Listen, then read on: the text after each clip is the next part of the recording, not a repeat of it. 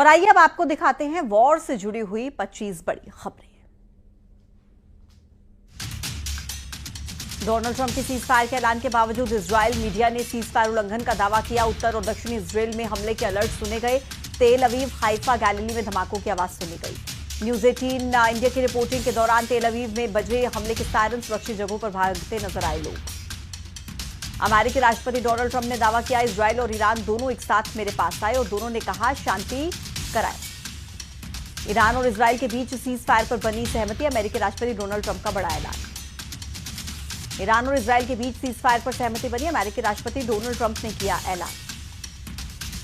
Iran और Israel संघर्ष विराम में कतर ने की मध्यस्थता। कतर ने ईरान को समझौते के लिए तैयार किया। कतर में अमेरिकी एयरबेस पर ईरान का हमला। ईरान ने यूएस के एयरबेस पर 6 मिसाइलें दागी।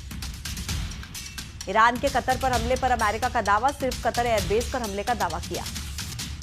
अमेरिका एयरबेस पर हमले के बाद ईरान की नेशनल सिक्योरिटी का बयान, कहा हमने हिसाब किया बराबर।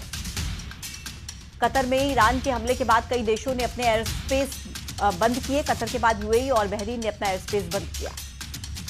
ऑपरेशन सिंधु के तहत इजरायल और ईरान में फंसे भारतीयों के लौटने का सिलसिला जारी। सीज फायर लागू होने से पहले इजरायल पर ईरान ने 6 ताबड़तोड़ हमले किए।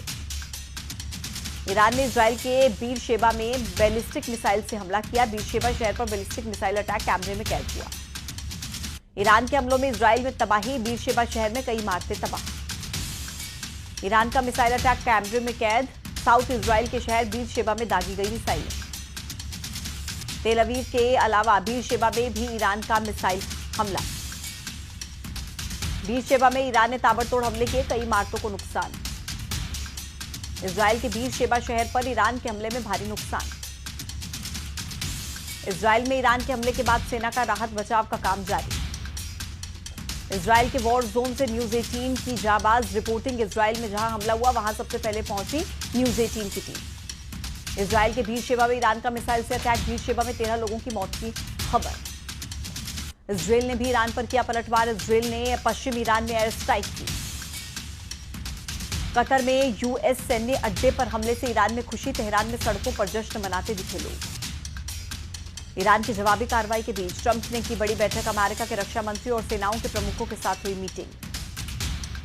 इजरायल और ईरान के बीच औपचारिक रूप से सीज फायर का ऐलान। सुबह 9:30 बजे शुरू हुआ सीज फायर का समय। और इसी के साथ वक्त एक छोटे से ब्रेक का। ब्रेक के उस पार भी खबरें जारी रहेंगी। देखते